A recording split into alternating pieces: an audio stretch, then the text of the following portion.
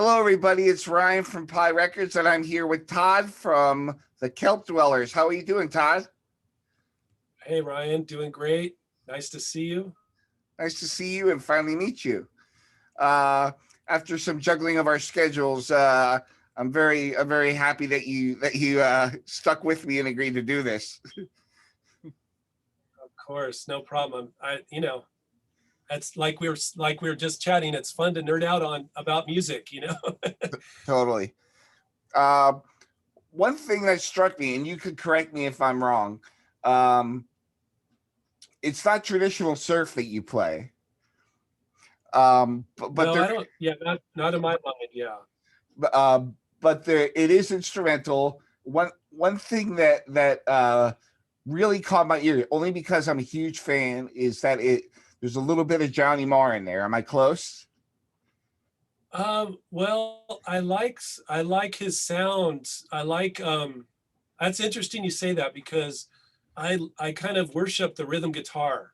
So, and he's kind of he shaped all that stuff with rhythm guitar. So I don't like try to copy him, but I appreciate rhythm guitarists that shape the tune. Yeah, So that's interesting. You heard that, yeah. yeah. It's something only Johnny Marr does. Like he plays a certain way that nobody else plays. But for the first time, I recognized it in somebody else's music, and that was your music. And I was like, oh man, I'm a huge fan Oh, already. cool, cool. I never would have thought that, but now that you mention it, yeah, it's because it's not just strumming; it's kind of the architecture of the tune, right? Yeah, yeah. So it's sections and movements and transitions and melody fragments and stuff like that. So, what what is your background? Meaning your inspiration? What got you into writing this instrumental music? Well, I've been mainly playing acoustic instruments for since the 80s, even though I started on guitar before then. So, and primarily on mandolin. So I've been involved with instrumental bluegrass, and that led me to Irish music, and that led me to sitar. And then I made 3 records of instrumental, kind of experimental world music, in the band called Fernwood that I was in with Gail Ellett, who's also in Kelp Dwellers. So that's, we just, both of us, Gail and I, we have this motto, if, how can I say this? I don't want to sound rude to anybody. It's for me, I really like music that doesn't have singing. And it's hard to find interesting music that doesn't have singing in it. And for me personally, maybe because I'm old now, most lyrics just irritate me. I really yell "shut up" at the radio and slam it off all the time because the words just get to me. So I've always liked the guitar solo, the bridge, the outro, the long outros on music, or any other bands that experiment and let the not that I am great singers are like Michael Jordan. They make the band, but they're so rare, and great lyricists. Yeah, So most totally. of the time I'd rather not hear words. But for this surf music, it just Gail and I did 3 records, and that's got sitar, bouzouki, mandolin, the guitars, all kinds of Asian instruments, Chinese stuff. And I felt like I'd done as much as I really want to do with acoustic instruments, because that's kind of like a 30-year journey with that stuff. And I just wanted to get back to guitars again. And I never had a tube amp. So I bought my first tube amp, and then I wanted to hear other, besides instrumental acoustic stuff, I wanted to hear guitar players that were using amps, tube amps. And I just found the Merman, and Yeah, for me, that was kind of the kickoff, that boom, for me, that's the only real music I listen to, because it's so, for my ears, it's just so epic and spatially diverse and huge and melodic and dangerous and then spacey. And I like all those different elements that he's got in there. Yeah, I totally get that where you're coming from, because your music has a very warm, bright and kind of full sound, and I could totally see where you're coming from with that. Was that the goal at first when you started the Kelp Dwellers? Well, I never try to copy anybody. It's just the way it comes out. But the way it really started was, so I got my tube amp. I got a Vox AC15, and I was enjoying it. And oh, I have it right here. A colleague of mine gave me this waterproof iPod. Uh-huh. And so I was composing new music with my amp, and then I would take it out on the water and test drive it in the water. So the Kelp Dwellers music is really, it's more about the surf than it is about surf music, you know. So and then because I have the stand-up paddleboard, so I get out beyond the surf and paddle for long distances. And I was just creating music to paddle to, really, and it just evolved from there. Oh, that's interesting. Yeah. So that really gets to kind of the roots of it, I would say.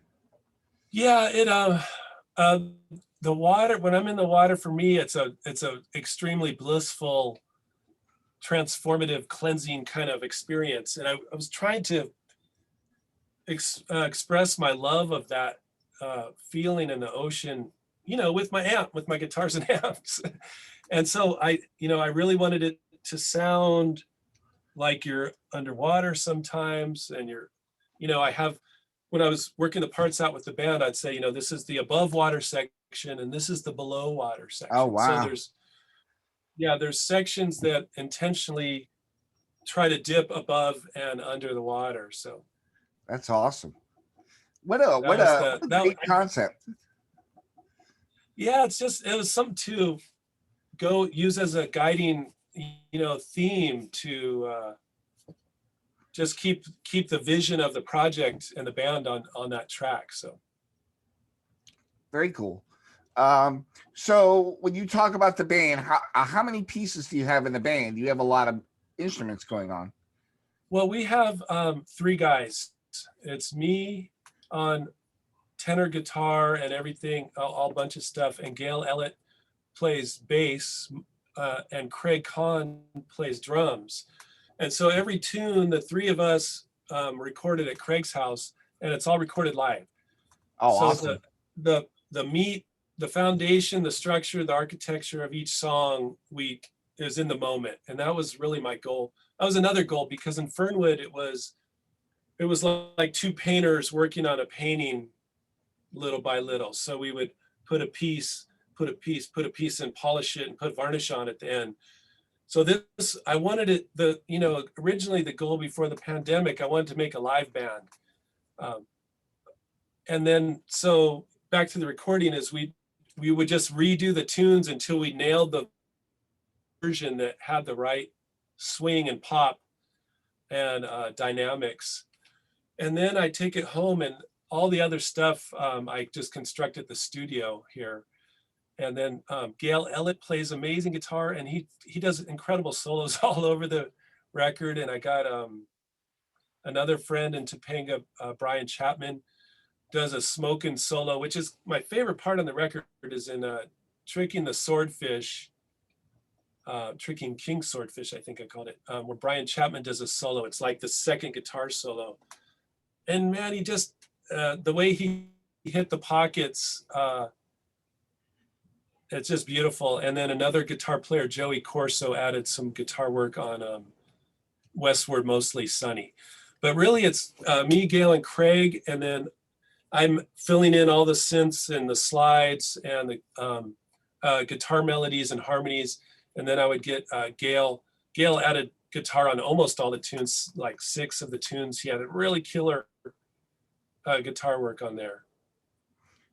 So when you go out to play, being that the songs are so big and complex, are you going to get additional band members now when things get open? Well, that's a good question. we've been playing with Joey Corso, who played on that track 4 on the record. And he's a singer, but he also plays really good lead guitar. So we've been rehearsing or jamming at at Gail's driveway up in Topanga. And so we're just playing for the neighbors, and Joey's been sitting in a few times. So we're kind of, and then when sometimes and he sounds awesome, but then when we can't get another guitar player and it's the 3 of us, we sometimes like it better. Okay. Because we can shape it a little more precisely. But I want to get good. I'm still trying to get to be a better guitar player. Like I can't play like Jim Thomas or these yet, working on it where he can, the rhythm and the melody and the spatial developments are all in there. And he's hitting his pedals all the time. So another guitar player would just get in the way for him, right? Yeah.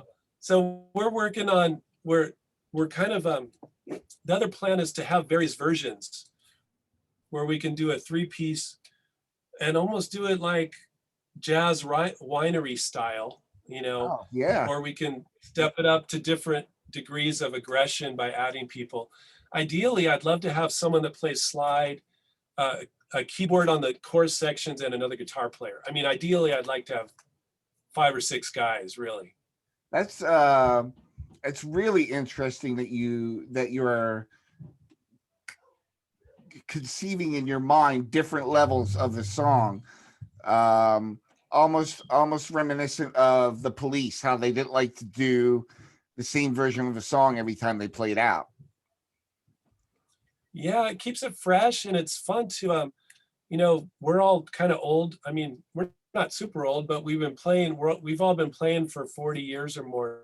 So it's fun to kind of call on the stuff and play it jazzy and substitute some of those jazzy chords instead of a bar chord. And then it's sometimes fun to turn it up and blast away. And then sometimes we'll play with 3 guitar players and a drummer, and we'll just let it go really spacey and experimental. So yeah, it's all fun. I like all the versions, really.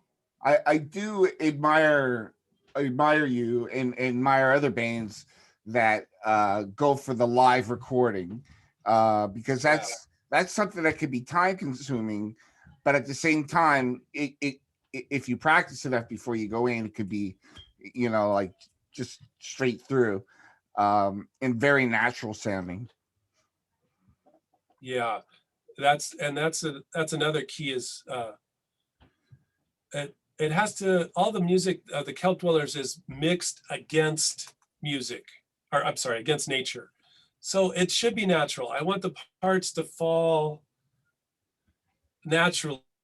Of course, you want surprises and twists, but not jarring.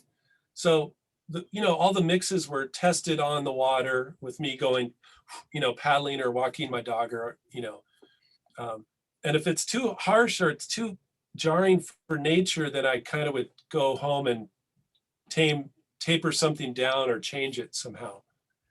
That's a very interesting way to write music. I find it fascinating that you actually take it out into the world and kind of give it a test in nature, like you said. It's I find that really fascinating. I've never heard that before. Yeah. And kind of the pandemic, because everything was kind of closed, it provided all kinds of test drive, test paddle, test hiking opportunities, because it was kind of empty. And there wasn't much else to do for a while there. So luckily we had all the tunes in the can. So once the lockdown hit, we could safely just add parts and work on the mixing at home when we had to stay home. Right.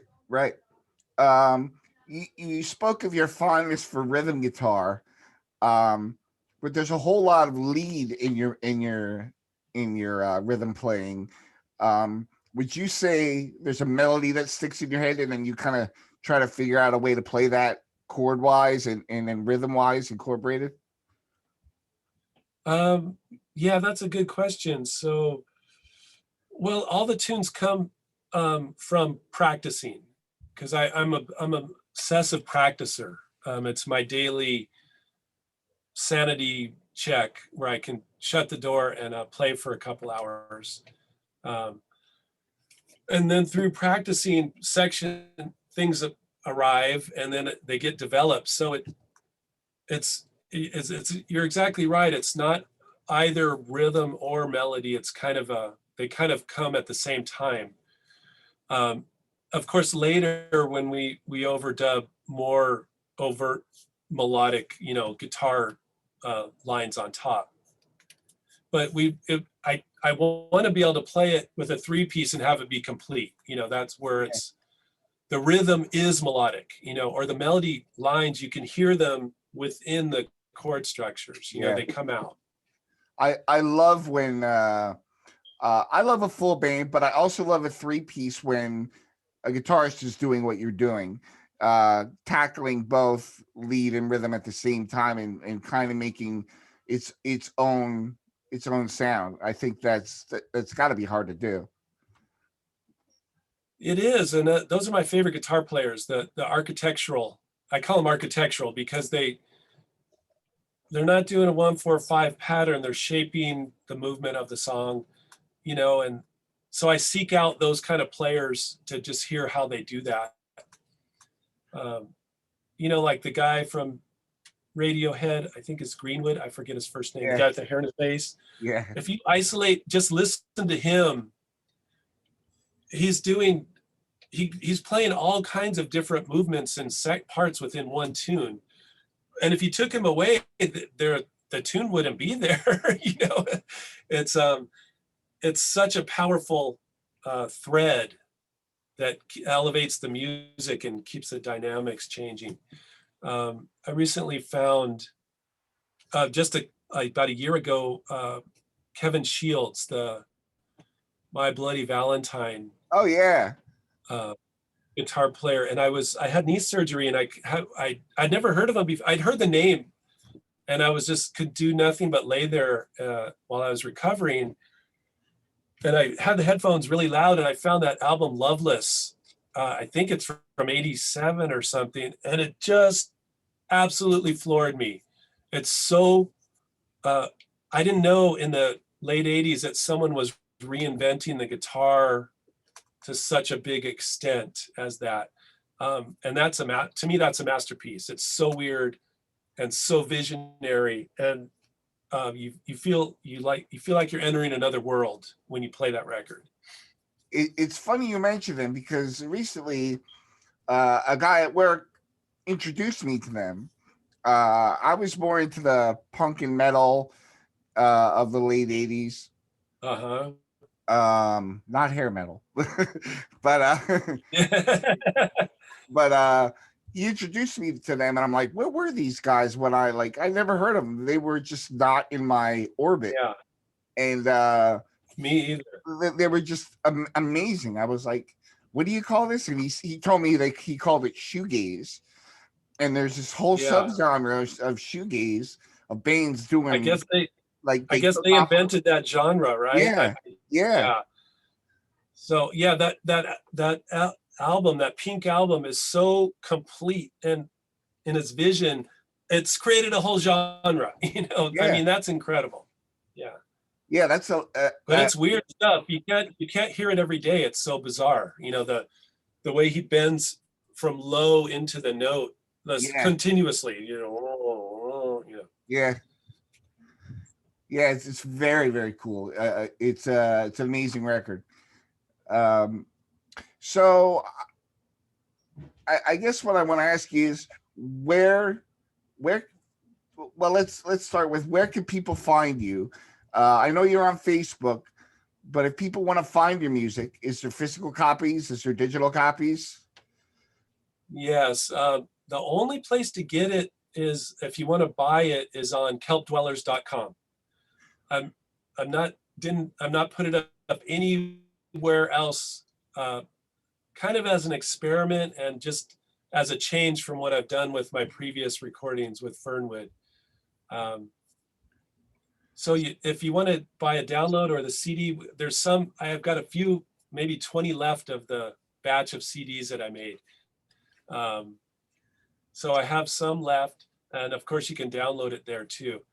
With Fernwood, we're on all the streaming sites. We made 3 records. We get played all over the world every day, and getting 9,000ths of a penny for your music, and not, like not one play, but like a whole bunch of plays it's worse than a kick in the teeth. So Yeah. I know it's nice that people are hearing it. It's weird because I like sharing it, right? Because what's it for if you're not sharing it?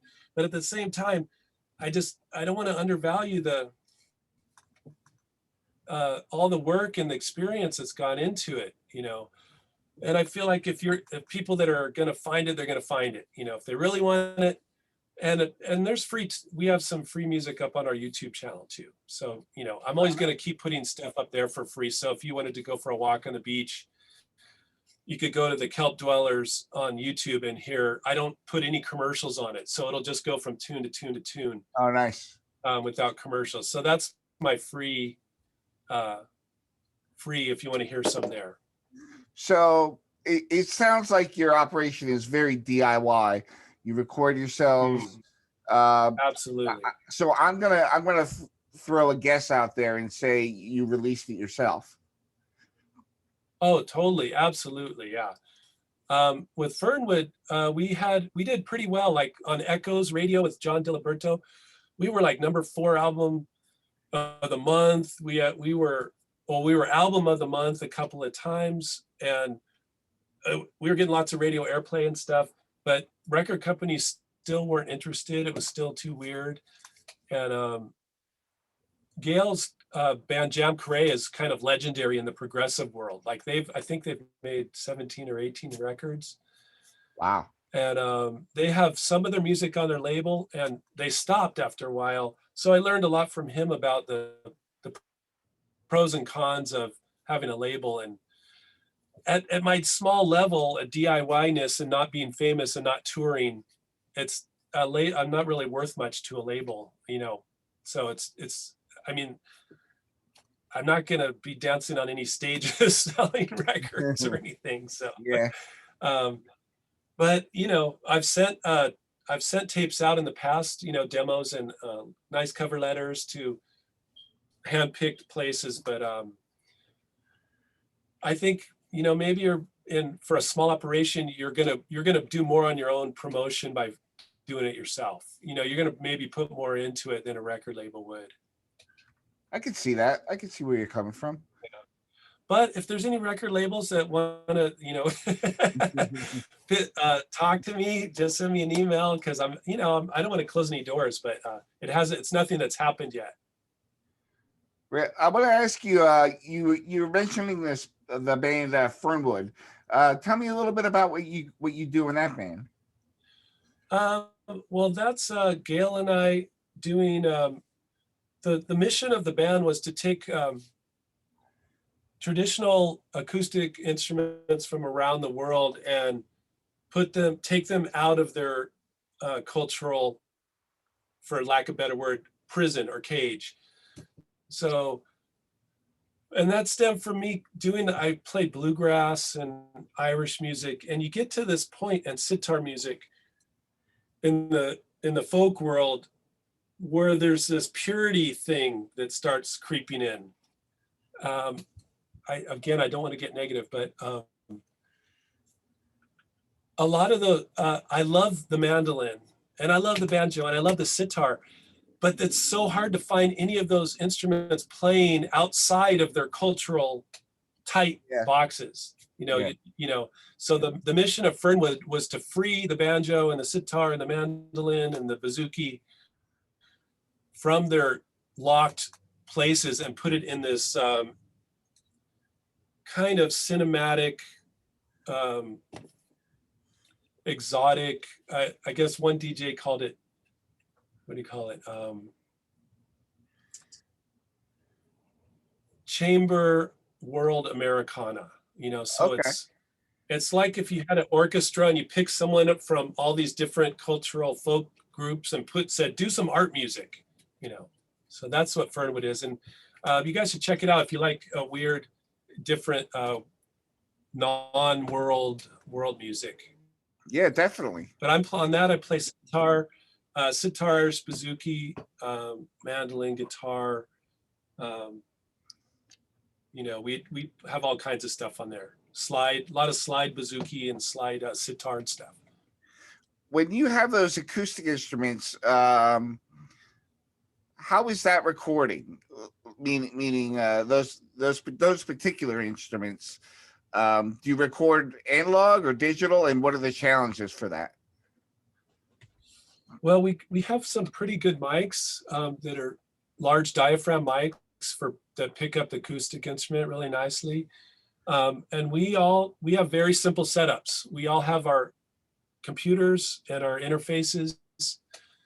We use simple 2 or 8 track interfaces and just go straight into, we use typically Digital Performer because I just started with that one.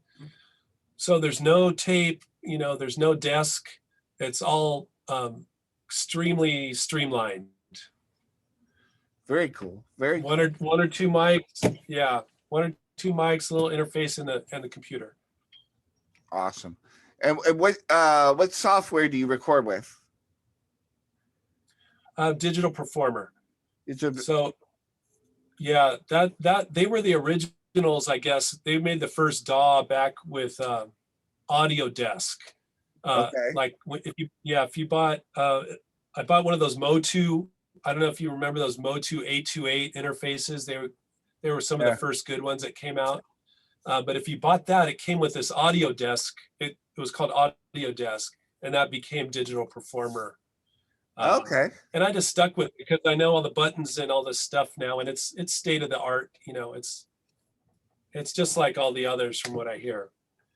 Very cool. One last thing before we go, which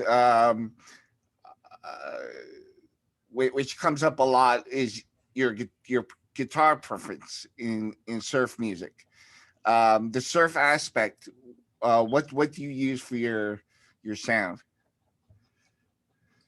Well, the Kelp Dwellers is maybe the only surf music that exists. Of course, it's not strictly surf music, but we're getting like on the charts on surf rock radio, and we're like, wow, it's truly amazing to us that that's happening because we're so unlike normal surf music. But it's all written on 4-string tenor guitars, which are tuned like an octave mandolin. So I don't know if you can see this one. Like, here's one right here. Oh, my camera's. Let's see. Oh yeah, it's a Fender. Yeah, it's 4-string tenor. So the chords that all the tunes are based on are written on the tenor guitar. So mandolin G D A E. It's like an octave mandolin electrified. So I've got the Fender one, and I've got a whole bunch of different ones made by Eastwood Company because they've been so nice that they make all those electrified instruments for us Mando guys, so we can rock and we're not stuck to a little acoustic mandolin. Yeah, right on. But there's also any guitar on there is a jazz master. So there's also a jazz master playing, I think, just about on every tune on the record as well. Awesome. Well, I want to thank you, Todd, so much for your time and for adjusting to my schedule. And I know people are going to love this interview and see the great insight you have into writing music in the songs that you wrote. And I hope they check you out because it really is some really intense groove oriented music. Thank you very much. It's very nice of you to say so. And I appreciate your time. And it's really cool that you're talking to the surf instrumental guys, musicians, guys and gals out there. And to me, I just want to hear more guitar music, people.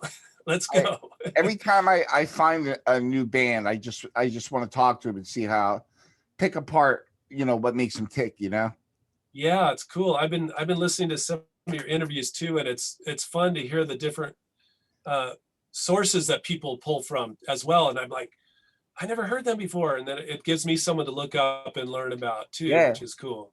it's totally it's this does exactly what I do. Once I hear one band and I hear another similar band, and it's just kind of like you go down the rabbit hole. Yeah, that's fun. It's a fun journey. I love it.